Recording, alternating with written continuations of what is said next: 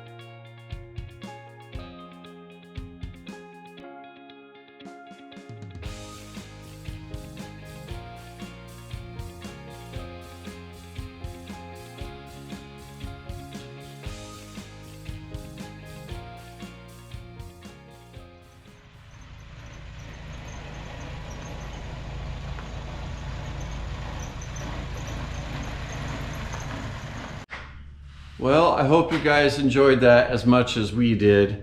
The weather was perfect today. The car ran great. I probably haven't driven this car in about a year, and it started right up.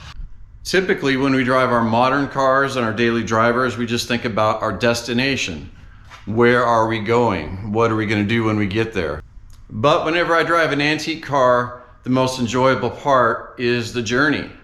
You know, you're not going very fast, and you have time to look around to the countryside and take in the scenery. And even on this drive just now, my wife and I noticed a few things that we hadn't seen before.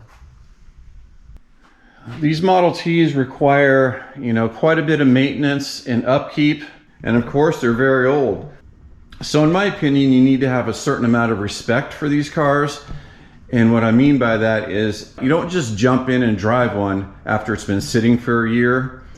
You need to really go over the car. Of course, we're checking the fluids and the normal things like that.